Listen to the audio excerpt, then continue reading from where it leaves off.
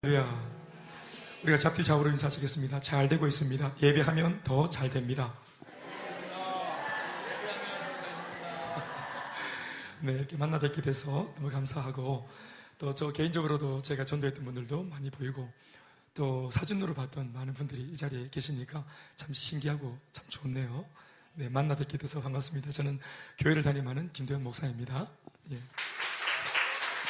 여러분들을 위해서 함께 박수하시겠습니다.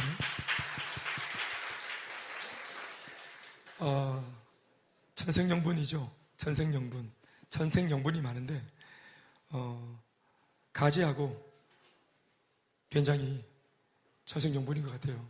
결혼을 했어요. 전날 밤에 비밀을 밝히는 시간이었어요. 가지가 말했어요. 자기야, 나 사실은 오인대 박피했어. 그랬더니 된장이 말했어요. 다 아시죠? 괜찮아 자기야, 나 똥이야. 가면을 벗는 게 참 중요한 것 같아요. 교회는 가면을 벗는 곳이에요. 런웨이 모델들이 나와가지고 막 이렇게 쇼하는 그런 곳이 아니라, 교회는 박피 한글을 솔직하게 말하는 곳이고, 사실은 이 피부가 원래 피부가 아니라 땡긴 피부라는 것을 고발하는 그런 곳인 것 같아요. 여기에는 이제 우리가 내 속에 있는 어둠들이 드러나도 안전한 곳이니까 그래도 되는 것 같아요. 그래서 저는 저희 교회에 개척을 하면서 성도들한테 저 자신을 많이 소개했어요. 제가 소개할 기회가 있을 때마다 저 자신을 많이 소개했어요. 제가 항상 이렇게 소개했었어요. 안녕하세요, 저는 김대현 목사입니다. 저희 집은 완전히 콩가루 집안이었고요, 저희 아버지는 알코올 중독자고 저는 완전 꼴통이었습니다. 이러고 이제 제 얘기를 시작했어요. 항상 보통 이제 예수님을 이렇게 전할 때 이제 상대방을 만나면 당신은 어떤 분이냐고 이렇게 물어보고 질문을 해야 되는데, 저는 질문을 하는 것 대신 제 얘기를 늘 했습니다. 그분이 뭐 듣든 안 듣든 제 얘기를 했던 것 같아요. 옛날에 언젠가 한 번은 제가 제 얘기를 했더니 이 여자분이 한 30대 젊은 분인데, 자기 집에서 제가 전도를 하러 갔는데 가자마자 제 얘기를 막 하니까 이제 목사가 온다니까 잔뜩 긴장을 했는데, 이제 기싸움에서 지기 싫으니까 이제 몸에 힘을 잔뜩 주고 소파에 이렇게 좀 자신감 가지고 이제 이렇게 좀 거칠게 앉은 거예요. 자기 집이니까 딱 앉았는데, 누가 봐도 너무 좀 오바스럽게 너무 이렇게 너무 센 사람은 사실 그 내막이 약한 사람이라는 거거든요. 그러니까 너무 소파에 들어가가지고 거의 소파가 먹었어, 그 사람을.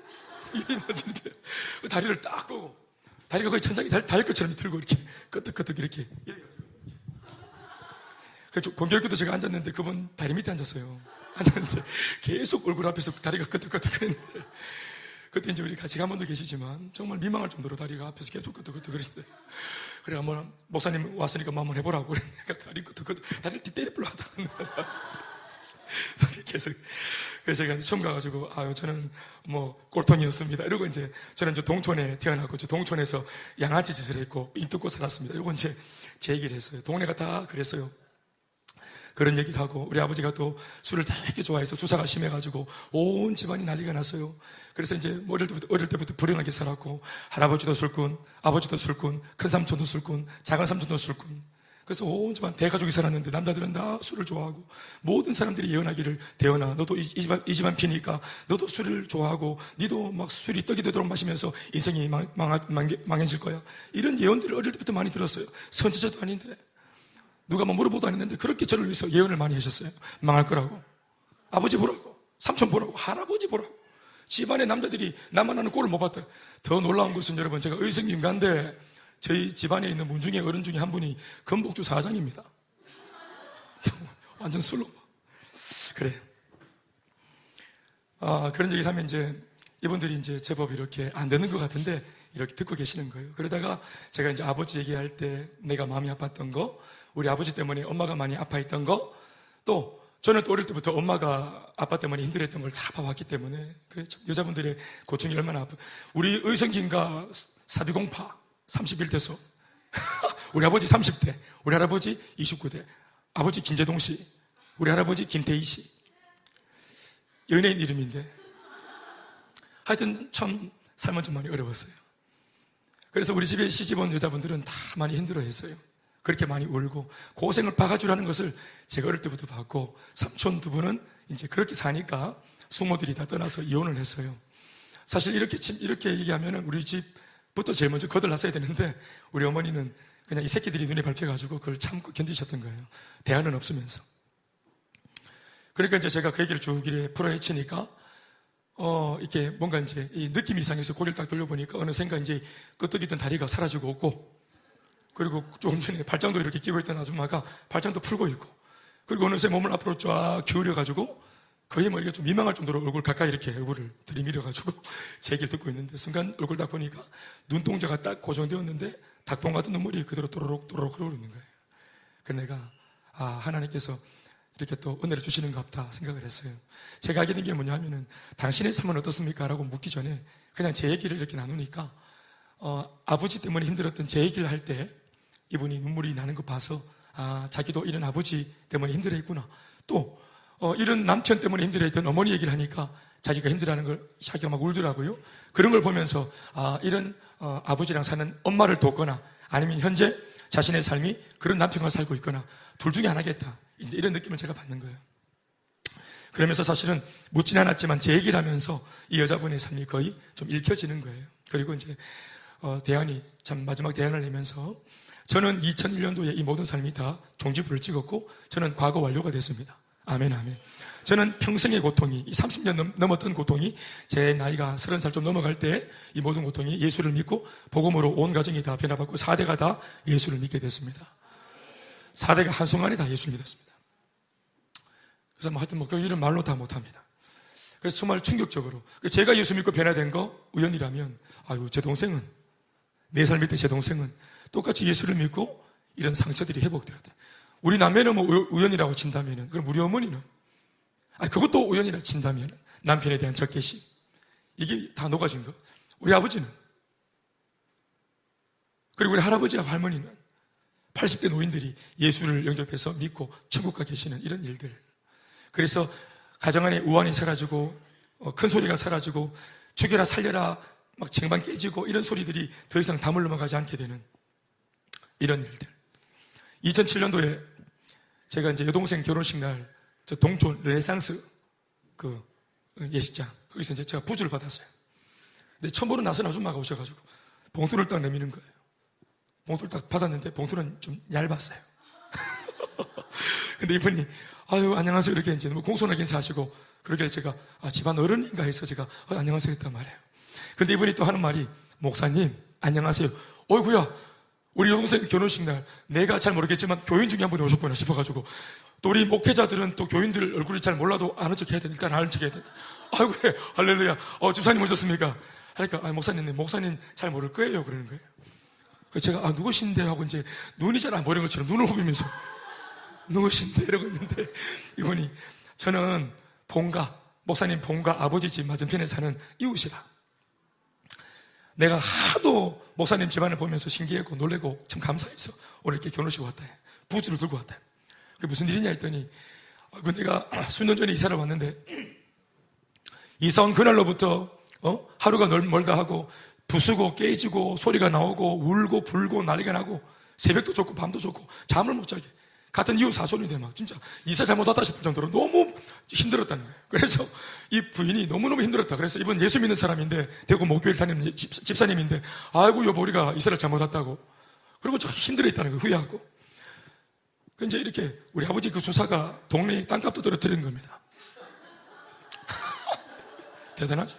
그런데 이분이 어느 날 갑자기 이 집안에서 찬송 소리가 들려오고, 그리고 어린아이들 웃음소리가 들려오고, 그럴 리가 없는데, 그리고 또 기도 소리가 들려오고, 이런 것들을 이제 본인이 보면서 나중에 알고 보니까 이분 집에 이제 아들이 예수 믿는 분이고 또 목사고, 그리고 뒤늦게 이제 이 가정에 복음이 전해져서 엄마 아버지가 예수를 믿게 됐구나. 그래서 복음화가 됐구나. 다 예수 믿게 됐구나. 그래서 술이 그치고 싸움이 그치고 서로 상처 주는 일이 그치고, 할렐루야.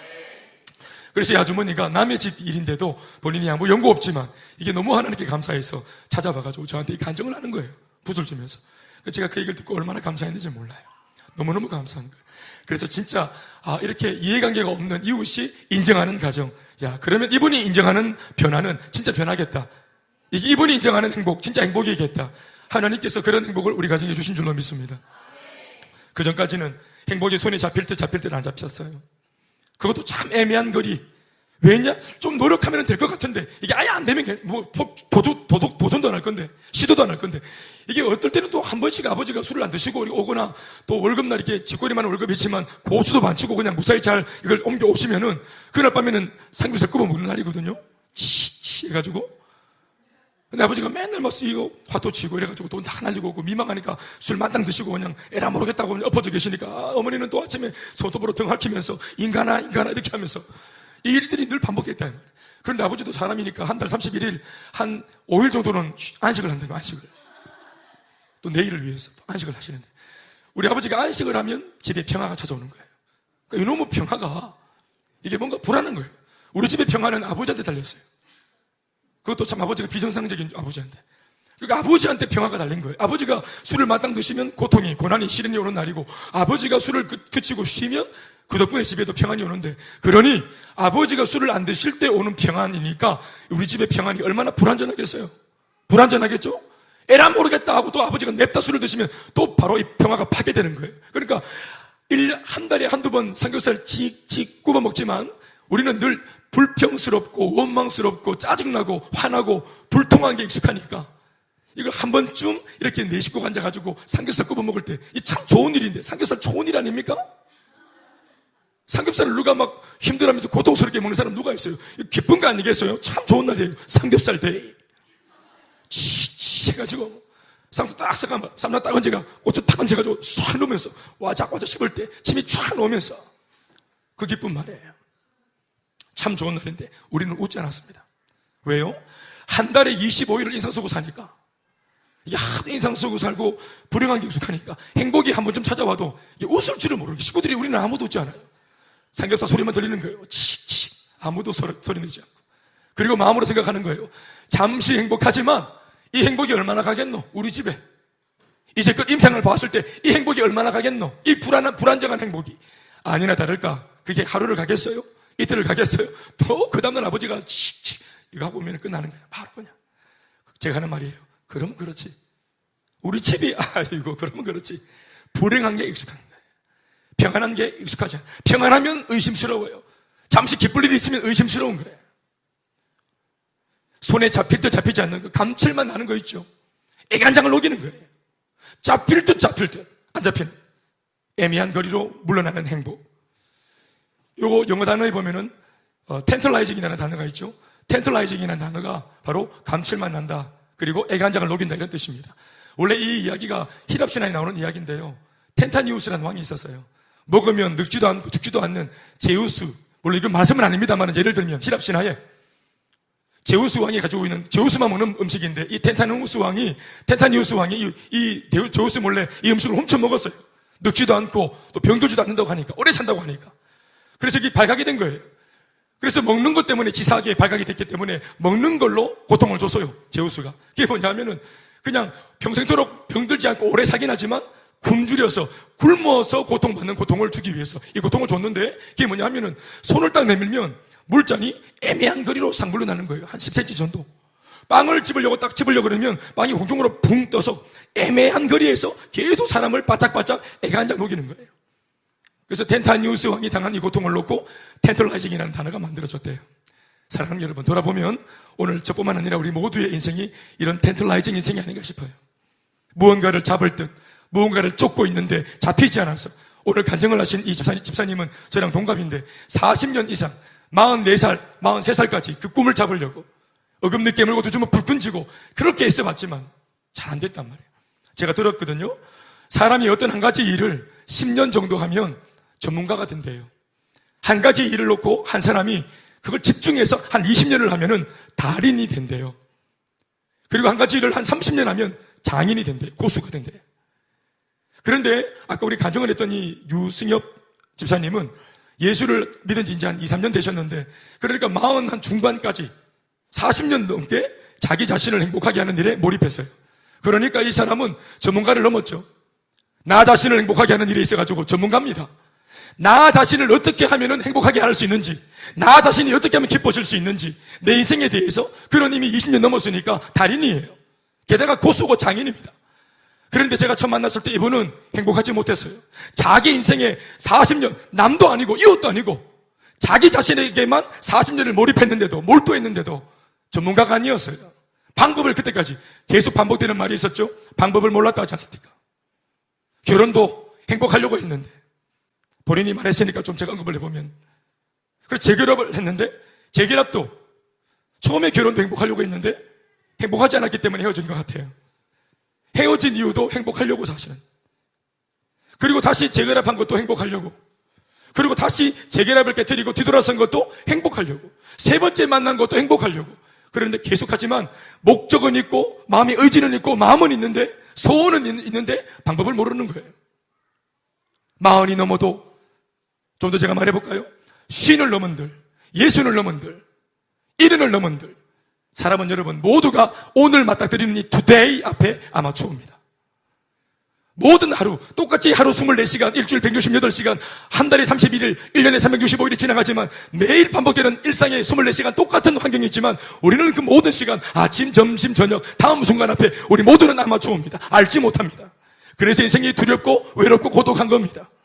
지나간 시간에 대해서는 말하라 그러면 장황하게 말할 수 있는데, 거창하게 말할 수 있는데, 내가 이렇게 살아왔다고 우리가 지나온 세월들에 대해서는 여러 가지 말을 할 수 있는데 앞날에 대해서는 예측할 수 없는 것입니다.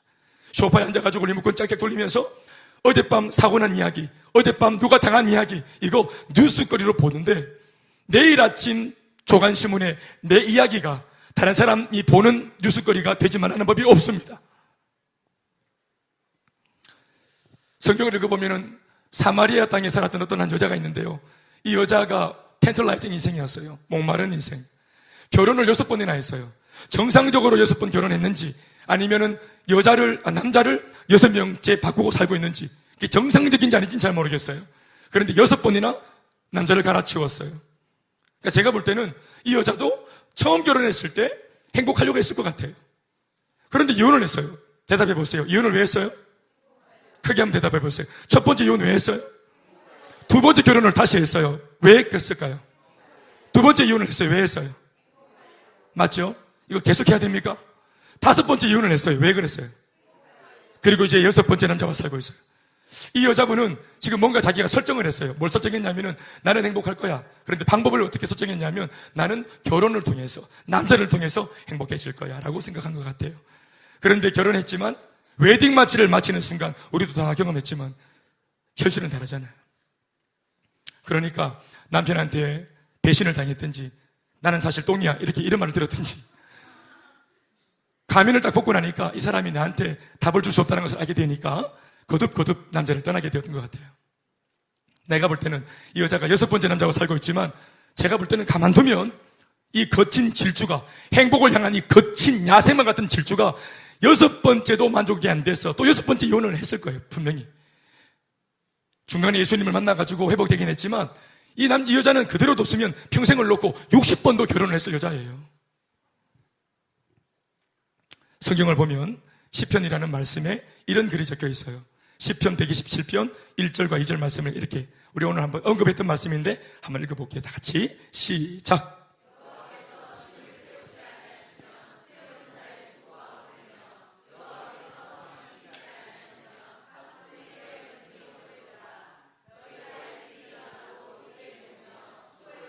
사람들이 일찍 일어나고 늦게 누우며 뭐 잔업을 했나 봐요. 뭐 돈 내기를 했나 봐요. 열심히 새가 빠지게 돈 벌려고 애를 썼어요. 그래서 일찍 일어나고 늦게 누우며 새벽별 보기 운동하면서 천사 펴고 한번 허리 펴기 운동하면서 애쓰고 힘써서 열심히 살았는데 그래서 수고의 떡을 먹으려고 애썼는데 이 모든 것이 헛되다고 말해요. 왜냐하면 하나님께서 이 삶을 지켜주지 않으면 손에 움켜진 것 같지만 모래처럼 또 사라지는, 쏟아지는 이런 새나가는 행복 말입니다. 오늘도 밤이면 밤마다 잠 못 이루는 고단한 인생들을 사는 사람들이 허다합니다. 또 이러한 삶을 무한반복합니다. 아침에 일어나서 같은 밥을 먹고 같은 차를 타고 출근하고 같은 길을 통해서 회사에 들어가서 같은 자리에 앉아서 업무를 보고 또 때가 되어서 점심을 먹고 또 때가 되어서 퇴근을 하고 같은 길을 걸어서 또다시 같은 집에 들어와서 밥을 먹고 옷을 갈아입고 같은 잠자리에 누워서 잠을 잡니다. 이것을 무한 반복하는 인생. 새벽 이슬을 맞으며 일찍 나가서 허리가 으스러지도록 종일 일하고 심지어 밤늦게까지 고생을 하고 돌아오는 이유가 떡을 먹기 위함이라고 성경이 적고 있습니다. 단순히 떡을 먹기 위함이라고 적었지만 하나의 표현이고요. 사실대로 말하면 먹고 살기 위함이라고 말하고 있는 거예요. 그래서 성경은 그 떡을 수고의 떡이라고 불러요. 이름이 수고의 떡이에요. 수고해야만 떡을 먹을 수 있어요. 이 떡을 남들보다 더 많이 쌓아놓은 사람을 가리켜서 세상은 성공한 인생이다, 행복한 인생이다, 달콤한 인생이다, 부자다 이렇게 표현하기도 해요. 그러나 생각해보면 인생이라고 하는 것이 나의 노력과 수고로만 만들어지는 것이 결코 아니라는 사실을 우리는 다 알고 있어요. 사람의 손으로 배를 만들고 또 돛을 만들어 올릴 수 있습니다. 천을 집어가지고 쫙 펴면 멋진 돛담배 만들 수 있습니다. 사람이 수고하고 애써가지고 너무너무 자신의 플랜대로 멋진 범선을 만들었다 칩시다. 그러나 바람이 불어주지 않으면 헛방입니다. 바람은 우리가 일으키는 것이 아니기 때문에 인간이 할 수 있는 일은 그저 배를 만들어 놓고 난 뒤에 바람이 불어주기를, 어떤 절대자가 바람을 불어주기를 기다리는 수밖에 없는 겁니다. 바람이 너무 약해도 안 되고 너무 강해도 안 되는 적당한 바람이, 이 배를 움직일 수 있을 만큼의 바람이 불어주는 것, 이거는 우리가 할 수 있는 것이 아니에요. 사람이 자신의 열심을 통해 돈을 벌어 모을 수 있어요. 그러나 그 돈을 쓸 수 있는 건강이 여의치 못하면, 돈은 많은데 유마티스 관절염이 충만하고 또 잘 못 걷고 잘 못 먹고 야위고 거식증에 걸려서 밥이 먹고 싶지 않고, 좋은 침대에 이태리째 돌 침대 딱 사가지고 막 궁디만 얹으면 막 지글지글 자글자글 끓고 하는 너무너무 좋은 침대를 샀는데 거기서 누워가지고도 잠이 안 와서 약을 먹고 자는 거예요. 우리는 막 머리만 대면 잡니다. 집은 작지만 마음이 불안하니까 건강이 받쳐지지 못하면 소용이 없는 것입니다. 그러니 이 건강이, 사람이 살다 보면은 건강이 이럴 때가 오겠지만 그래도 그런 수많은 병들이, 시중에 그렇게 들려오는 그 수많은 좋지 못한 병들이 나는 좀 비켜가기를, 그런 요행이 있기를, 이렇게 능력이 없는 우리들은 그것을 그냥 마음으로 바랄 뿐입니다. 그래서 우리가 한 번씩 양치질 하다가 옥 오바이트 쏠리면은 겁이 나는 거예요. 변을 보다가 피가 섞여 나오면은 겁이 나고, 눈이 침침해도 겁이 나고, 머리가 아파도 겁이 나고, 속이 더부룩해도 겁이 나고, 또 막 이렇게 부정확하게 이렇게 트럼이 나도 참 걱정이 되고, 인생을 돌아보면 내가 나름대로 수고한다고 하지만 결국 결정적인 것은 나의 몫이 아니라는 것을 우리는 자주 발견하게 되는 것 같아요. 손에 잡힐 듯한 모든 것이 언제처럼 내 손에서 모래처럼 빠져나갑니다. 그래서 인생은 텐털라이징 인생, 감칠맛 나고 손에 잡히듯 애간장을 녹이는, 그러다가 평생 그냥 뭔가에 쫓겨다니는 인생으로 그렇게 마감할 수도 있는 인생이라고 말하고 있는 거예요. 이 부분에 대해서 우리가 오늘 방금 읽었던 성경 말씀, 이 인생에 대해서 하나님의 말씀이 이렇게 평가하고 있어요. 15절에 있는 말씀 중간부터 읽어보면 이렇게 돼 있어요. 한번 열어주시면 저랑 같이 읽어보시죠. 제가 먼저 읽을게요. 사람의 생명이 그 소유에 넉넉한 데 있지 아니하니라. 15절 말씀 뒤쪽에 시작. 사람의 생명이 혹은 사람의 행복이, 사람의 어떤 그런 사는 어떤 삶의 인생의 어떤 그런 왕도가 그 소유에 넉넉한 데 있지 않다. 아무리 가져도 사람의 행복은 소유에 있는 것이 아니라고 말하고 있습니다. 이게 성경 말씀이지만 우리 모두는 알고 있습니다. 돈을 많이 가져도 또 적게 가져도 이게 환경 때문이 아니라 사람 마음속에 근본적으로 염려, 걱정, 의심이 있는 겁니다. 현대그룹 초대회장 정주영 씨 알고 있습니다. 본인은 돈도 많이 벌었고 떵떵거리며 살았습니다. 84세까지 장수하고 살으셨습니다. 그러나 여러분, 그분과 함께 살았던 그분의 부인이 있어요. 정주영 씨의 부인의 이름은 변중석 씨인데요. 이 변중석 이 할머님은 거의 인생의 말로를 한 17년간을 병원에 있었어요.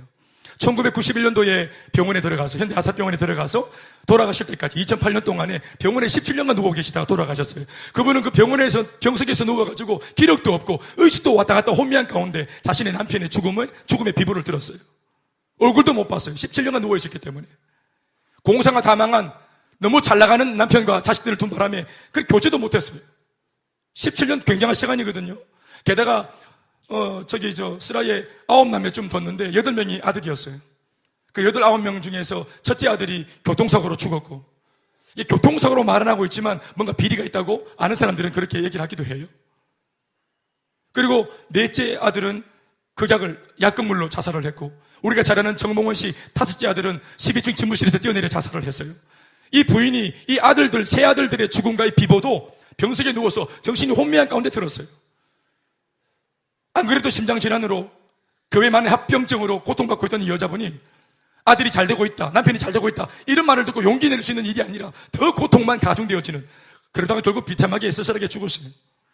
그리고 남아있는 5 아들들도 우리가 다 알다시피 얼마나 그 재산 문제 때문에 서로 전쟁이 이만저만이 아니죠. 지금은 좀 잠잠해졌지만, 제가 들었는데 삼성이라고, 현대라고 하는 회사는 이 카드가 서로 제휴도 안 된다고 들었어요. 사이가 안 좋아서 그런가 봐요. 돌아가실 때 변중석 씨의 개인 명의로 된 재산은 장독대 하나와 그리고 재봉틀 하나가 전부였다는 거예요. 이게 현대가의 총수의 부인의 재산이라는 것이 얼마나 서글픕니까? 사람이 생각하는 인생과 하나님이 생각하는 인생은 차이가 많습니다. 그런데 우리의 인생은 우리 자신보다 우리를 창조하신 하나님께서 더 잘 알고 계시는 것 같아요. 그러나 사람들은 이 사실을 인정하지 않으려고 듭니다. 그러나 우리 오늘 유승엽 형제처럼 하나님의 말씀 앞에 딱 서고 보면은 이때까지 내가 왜 이렇게 비참하게 실수가 많았는가, 내 삶에 실패가 많았는가에 대한 이 의문점에 대해서 성경을 통해 들여다보면은 답을 얻을 수가 있어요. 저도 옛날에 하필이면 왜 이런 집에 태어났나 참 의심이 많았거든요. 의문이 참 많았어요. 이 의문은 예수를 믿으면서 더 의문이 더 많아졌어요. 아니, 좋으신 하나님이 살아계시면 왜 내 인생의 모양 이꼴로 뒀냐고. 이게 너무 서글픈 거예요. 또 예수를 믿으니까 교회 오니까 3대 전체가 예수를 다 믿는 집안 친구들이 많더라고요. 그 집은 얼마나 또 분위기가 좋은지 몰라요. 제가 제 친구, 지금 우리 그 친구도 목사이지만 그 친구 그 고등부 때, 저도 고등부였을 때 집에서 쫓겨나가지고 그 친구 집에 잔 적이 있어요. 주일 아침에 교회 가려고 일찍 일어났는데 너무 집에 자니까 일찍 일어나 집디다 눈치가 비가고, 그래 화장실 가려고 거실을 찌릿 지나가는데 안방문이 열려 있는 거예요. 조금 안방을 쓱 쳐다보니까 이거 안방에 침대 맡에 이렇게 곁에 이렇게 그 어머니 권사님이 앉아 계시고, 그리고 그 위에 그 남편 그 집사님이 누워 계시는 거예요.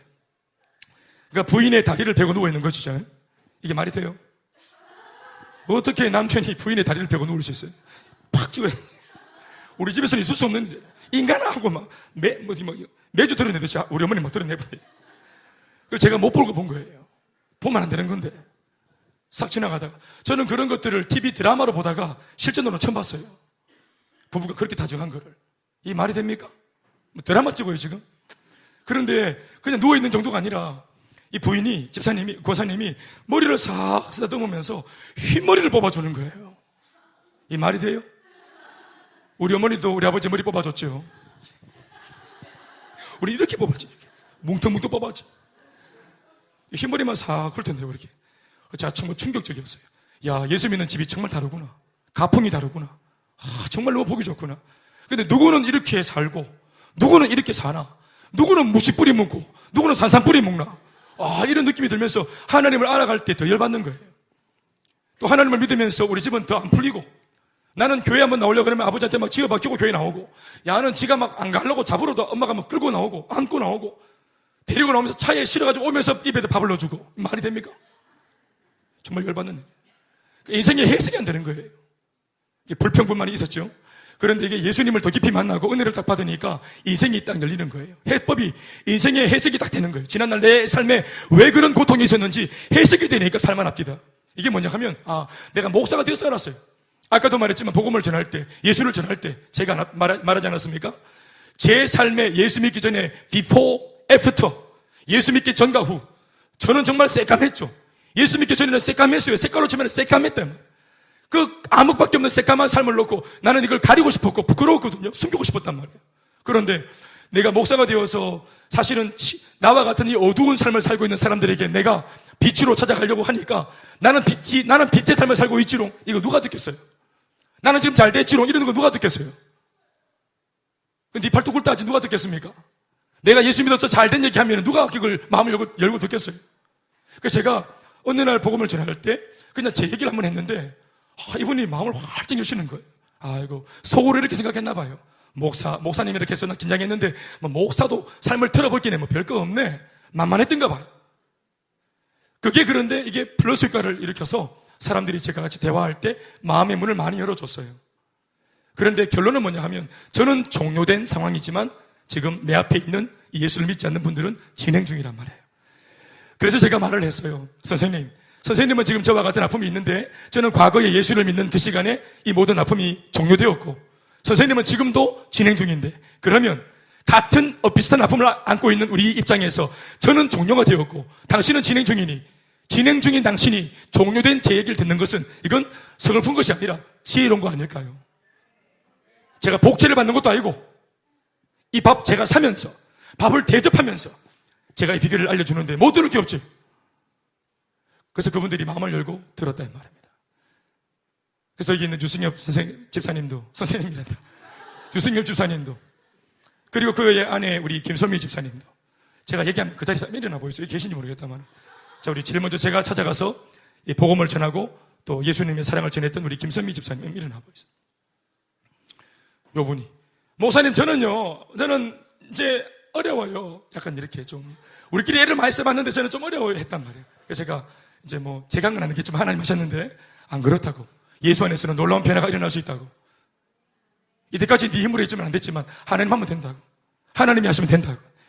근데 이 자매가 이제 마음을 열어주고 또 제가 하는 얘기를 듣고 또 조금씩 변화되기 시작했어요. 남편이 볼 때 이제 그때 이제 징후가 갑자기 일찍 일어나고 밥도 하고 청소도 하고 그게 이제 변화였어요. 또 이렇게 남편이 일어난 거죠. 남편이 마음의 문이 열려서 남편이 이제 교회 이분도 여러분 오늘 이날 출신입니다. 이날 출신 귀빈 초청 주일날 귀빈으로 오셔가지고 이래 오셨다. 원래는 치고 빠지려고 했는데 본인 말을 들어보니까 그날 와가 그렇게 많이 울었다 하더라. 그래서 제가 축도할 때 도망가보다 하대. 내가 왜 울어? 열받아가 짜증나가 도망가보다. 그런데 그 다음 주일날도 또 등장하셨어요. 또 앉아서 또 울고 계시고 이 덕분에 우리 사랑하는 또 아들 현재가 또 이렇게 마음이 회복되어지고 또 우리 아까 귀엽게 율동하던 현수가 저기 딸이 저렇게 회복되어지고 이 가정이 몇 번이나 애썼지만 사람 힘으로는 안 됐는데 하나님을 믿는 순간 회복되는 걸 보셨던 우리 엄마 아버지가 평생 이거 저기 정한수 떠놓고 아이고 삼신할매 옥화상제 빌었던 우리 할아버지 할머니가 아들 믿는 예수를 믿기로 결정하고 저 뒤에 우리 유동상 아버님 일어나 보신 저 뒤에 계신 올해 74살 우리 아버님이신. 그래서 이 복음이 전해지니까 세상에 예수나 안 믿는데 예수는 모르겠고 하나님은 모르겠지만 세상에 우리 오빠 부부가 이 가정과 어머니 아버지가 예수 믿기만 바뀌었다. 참 신기하다고. 그래서 마음의 문이 열려가지고 그래서 저희 집사람이 복음을 전하는 그 행복모임이 와서 복음을 듣고 첫날로 눈물 쏟으면서 예수를 영접한 우리 유지연 우리 현재 고모 일어나고 이제 이분은 연년생인데 그렇게 오빠 동생 간에 싸우고 살았다 하대. 그런데 제가 들어보니까 2주 전에 이 언니가 죄송합니다. 이 자매가 예수님 믿고 1년 됐거든요. 이제 하나님을 이제 진짜 살아계신 거 알고 마음이 뜨거워지니까 야 내가 어떻게 예수를 믿게 되었나 이렇게 행복한 마음이 이게 웬일이냐 너무 행복하니까 좋아가지고 나한테 복음을 전해주는 통로가 되어준 이 올케 언니한테 그렇게 포옹을 하면서 고맙다고 그렇게 껴안고 그렇게 했다는 거예요. 또 이제 옆에 있는 오빠 1살 차이 오빠 징그럽잖아요. 근데 오빠한테 또 안겨가지고 오빠 정말 고맙다고 이렇게 말을 했다고 하는데 정의는 사실입니까? 사실인 걸로. 또 이분이 올 때 내가 이 좋은 예수를 우리 식구들한테 또 전해야 되겠다 해서 데려온 형제가 이제 우리 큰아들 영준이 어린 영준이. 그리고 형이 이제 엄마랑 같이 막 교회 다니니까 괜히 둘째들의 그 특이한 그 고들병 있잖아요. 형이 하는 거 절대로 안 한다 이런 거 있잖아요. 옳고 그름을 떠나서 형이 하면 나 안 해. 언니가 하면 나 절대로 안 해. 라고 하면서 괜히 불뚝손질 내고 있던 배 쫙 내밀고 괜히 막 반항하고 있던 그것도 동생 성규가 이렇게 지금 이렇게. 성규가 예수를 믿은 건 웃긴데 길 가다가 이거 돌멩이를 쪼매난 걸 하나 뚝 던졌는데 담장 너머로 빠직 하면서 자동차 앞에 유리가 금이 가버린 거예요. 요만한 거 던졌는데 금이 쫙 가버리는 거예요. 그래서 얘가 이제 엄마한테 나는 이제 사망의 음침한 골짜기를 걷겠다 생각. 난 이제 뼈도 못 추리겠다 생각을. 견적이 30만 원 나왔으니까 거의 이제 죽은 거죠 얘가. 이민 갈 생각도 하고 이제 생각이 나요. 엄마한테 이슬 짓고 하니까 엄마가 어금니를 꽉 깨물면서 엄마가 성규야, 교회 가자. 교회 가면 엄마가 다 탕감해 줄게. 진짜 가지. 그래가지고 오게 된. 그런데 와가지고도 저 첫날 저 뒤에 앉아가 인상을 팍 쓰면서 이러고 그런데 이제 이게 인상이 피지고 조문에 손이 빠지고 짝다리가 피지고 이래가지고 지금 이렇게 오늘 연극하려고 이렇게 또 그래가지고 이제 우리 유지원 자매가 예수 믿고 나니까 너무너무 좋은 거예요, 마음이. 그래서 여기 또 누구를 인도하셨어요? 여기 계시는 분 누가 안 일어나 보이세요? 요분이 인도하셨는데 예수를 한번 자리에서 일어나 보세요. 배선주 자매, 직장 동료이시, 예수를 믿고 계셔. 또 배선주 자매님이 또 우리 교회 와서 은혜를 받고 옆에 있는 또 저기 홍은이 우리 자매님을 인도하셔. 사랑하는 여러분, 내가 믿는 예수, 나는 내만 좋고 싶은데 내 속에 있는 예수님이 이 좋은 거 니만 누리고 사나? 그 맛을 보면 맛을 안다고. 여러분, 우리가 맛있는 거 먹으면 제일 먼저 누가 생각나요? 남편? 거짓말하지 말고 사랑하는 사람 생각나죠? 그게 바로 뭐예요? 생각이 난다는 것 자체가 이 음식이 맛있었다는 거 아니겠어요? 음식을 먹을 때 남편 생각하려고 결단했습니까? 결단 안 했는데도 생각이 나죠? 음식이 좋았다는 거예요. 예수를 믿는 순간 사랑하는 사람이 생각이 났다. 이 예수가 좋은 겁니다. 오늘 이 자리에 있는 이분들이 단 한 사람이 예수를 믿어서 이것이 거룩한 바이러스가 되어 그게 좋아 보이니까 소개할 때 마음의 문을 열고 이 많은 사람들이 쫓아온 것 같고, 현재 여기 없는 사람도 저기도 많이 있지만 오늘 이렇게 세워져 있고 지금 현재 예수를 잘 믿고 계십니다. 더 좋은 일이 이 가정과 가문에 있는 것처럼 여러분들의 가정과 가문에도 이 일이 있기를 간절히 소망합니다. 우리 하나님께 박수하시겠습니다. 말씀을 맺겠습니다. 원고가 2장 남았지만 그렇게 여러분들의 또 평안을 위해서 제가 오늘 이렇게 이 설교를 마무리해 보겠습니다. 예수님에 대해서 설명을 많이 할 수 있지만 오늘 제가 예수님에 대해서 너무너무 참 좋은 예수님이지만 위대하신 예수님이지만 그 예수님에 대해서 한 가지로 제가 표현하고 싶습니다. 예수님 참 좋은 분이십니다.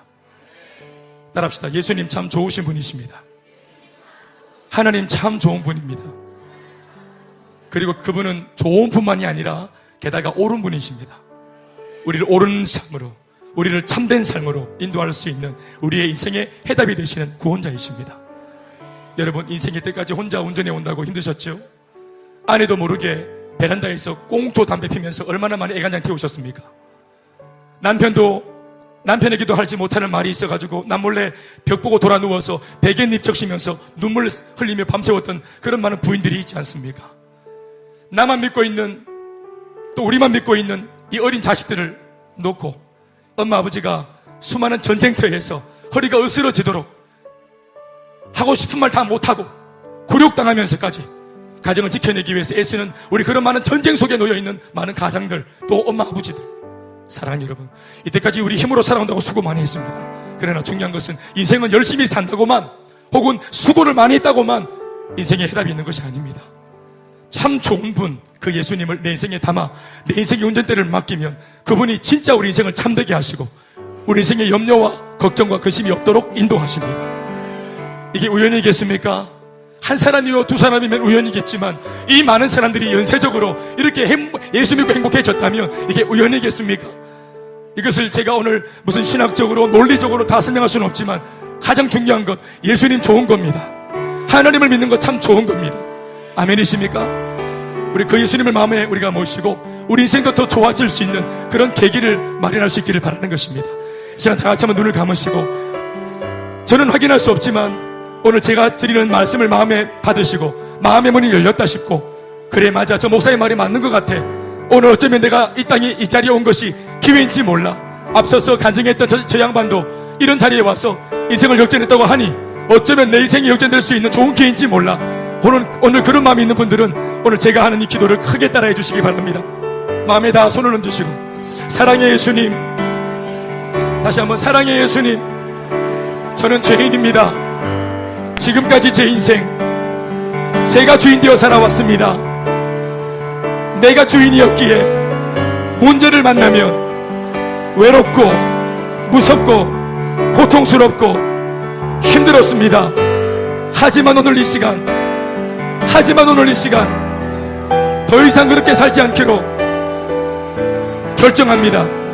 지금 내 마음의 문을 열고 예수님을 나의 구주로, 나의 왕으로, 나의 하나님으로 모시기를 원합니다. 지금 내 마음속에